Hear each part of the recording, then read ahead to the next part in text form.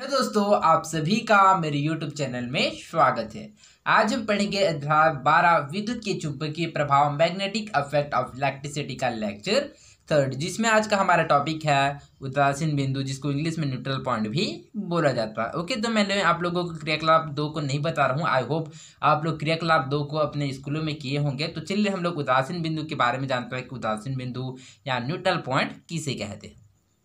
हम जानते हैं कि पृथ्वी एक चुंबक की तरह व्यवहार करती है। ओके, तो जो पृथ्वी है क्या है, एक चुंबक की भांति व्यवहार करता है और इस कारण पृथ्वी का भी चुंबकीय क्षेत्र होता है। इस प्रकार से जो पृथ्वी है उसका भी चुंबकीय क्षेत्र इलेक्ट्रिक फील्ड होता है, आई मीन मैग्नेटिक फील्ड होता है। जब किसी चुंबक को किसी स्थान पर रखते हैं तो उसके आसपास के स्थानों पर दो चुंबकीय क्षेत्र कार्य करते हैं। तो कोई भी चुंबक है तो उसको किसी स्थान पर रखते हैं तो उसके स्थान पर क्या दो चुंबकीय क्षेत्र कार्य करते हैं। कौन कौन से, तो चलिए इसके बारे में समझते हैं।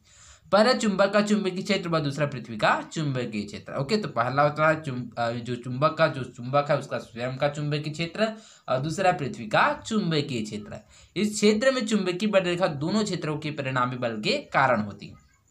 इस क्षेत्र में एक ऐसा बिंदु जिस पर चुंबक के कारण चुंबकीय क्षेत्र और पृथ्वी का चुंबकीय क्षेत्र समान व विपरीत हो, वह बिंदु उदासीन बिंदु कहलाएगा। तो उदासीन बिंदु या न्यूट्रल पॉइंट किसे कहते हैं, तो आप लोग उदासीन बिंदु या न्यूट्रल पॉइंट में याद रखिएगा कि हम लोग जानते हैं कि जो पृथ्वी क्या है, चुंबक की तरह व्यवहार करता है। इस कारण से जो पृथ्वी का भी चुंबकीय क्षेत्र होता है। जब किसी चुंबक को किसी स्थान पर रखते हैं तो उसके स्थान पर क्या है, दो चुंबकीय क्षेत्र कार्य करता है। तो पहला है वह उसका चुंबक का स्वयं का चुंबकीय क्षेत्र और दूसरा है पृथ्वी का चुंबकीय क्षेत्र। इस क्षेत्र में चुंबकीय बल रेखा दोनों क्षेत्रों के परिणामी बल के कारण होता है। ओके, इस क्षेत्र में एक ऐसा बिंदु जिस पर चुंबक के कारण चुंबकीय क्षेत्र और पृथ्वी का चुंबकीय क्षेत्र समान व विपरीत हो, उस बिंदु को ही उदासीन बिंदु या न्यूट्रल पॉइंट बोला जाता है। तो आई होप आप लोगों को उदासीन बिंदु या न्यूट्रल पॉइंट के बारे में समझ आया होगा कि उदासीन बिंदु एवं न्यूट्रल पॉइंट क्या होता है। तो चलिए इस टॉपिक में आगे बढ़ते हैं। प्रश्न पहला है, चुंबकीय बल रेखाएं क्या है। ओके, तो जैसे कि हम लोग जानते हैं कि जो चुंबकीय बल रेखा क्या होता है, तो चुंबकीय क्षेत्र में चुंबकीय सुई को एक बिंदु से दूसरी बिंदु तक ले जाने में सुई की दिशा लगातार बदलती रहती है।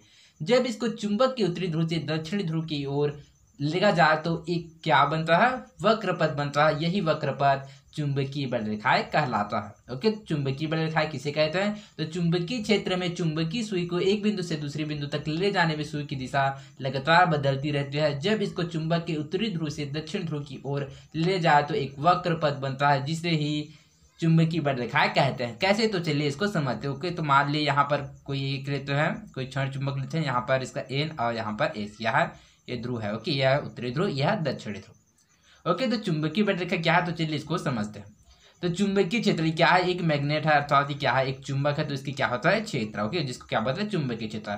तो चुंबकीय क्षेत्र में चुंबकीय सुई को, मान लीजिए यहाँ पर कोई चुंबकीय सुई, जैसे कि आप लोगों ने कंपास वाला चुंबकीय सुई देखा होगा, जिसमें क्या होता है, चुंबक इस प्रकार से होता है, अर्थात इसका मेजरमेंट करने के लिए, अर्थात किस प्रकार से उत्तरी एवं दक्षिणी ध्रुव का मेजर करने के लिए। ओके, तो इस प्रकार से चुंबकीय से होता है। तो चुंबकीय क्षेत्र में जैसे कि क्या है, चुंबकीय क्षेत्र। ओके, तो क्या है, मैग्नेटिक फील्ड। तो चुंबकीय क्षेत्र में चुंबकीय सुई को एक बिंदु से दूसरी बिंदु, अर्थात चुंबकीय सुई को क्या हम लोग एक जगह से दूसरे स्थान पर लगेंगे तो इसके मान में क्या होगा, परिवर्तित होगा, अर्थात इसकी दिशा क्या होगा, लगातार बदलता रहता है। ओके, जब इसको चुंबक के उत्तरी ध्रुव से, जब इस चुंबकीय सुई को क्या है, किसी भी चुंबक के उत्तरी ध्रुव से दक्षिण ध्रुव की ओर क्या किया जाता है, लेगा जाता है, तो एक वक्रपथ बनता था। इसमें से क्या बनता है, एक वक्रपथ इस प्रकार से बनता है। इसी को ही बोलता है, इसी वक्रपथ को चुंबकीय बल रेखाएं कहते हैं। तो आई होप आप लोगों को चुंबकीय बल रेखाएं समझ आया होगा कि चुंबकीय बल रेखाएं क्या होता है। तो चुंबकीय क्षेत्र में चुंबकीय सुई को एक बिंदु से दूसरी बिंदु तक ले जाने में सुई की दिशा में लगातार बदलता है, अर्थात लगातार परिवर्तन होता है। जब इसको चुंबक के उत्तरी ध्रुव से दक्षिणी ध्रुव में क्या किया जाता है, लेगा जाता है, तो एक वक्रपथ बनता है। इसी वक्रपथ को ही चुंबकीय बल रेखाएं कहते हैं।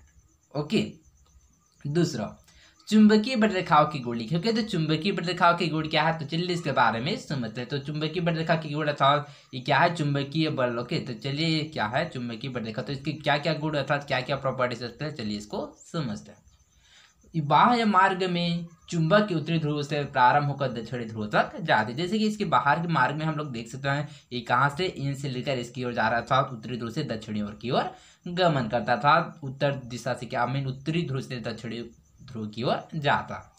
ओके, दूसरा, ये चुंबक के भीतर दक्षिण ध्रुव से उत्तर ध्रुव की ओर आता है, किंतु इस चुंबक के अंदर क्या होता है, यह दक्षिण ध्रुव से अंदर की ओर आता है, अर्थात इस चुंबक के अंदर क्या होता है, इस से लेकर एन की ओर आता है।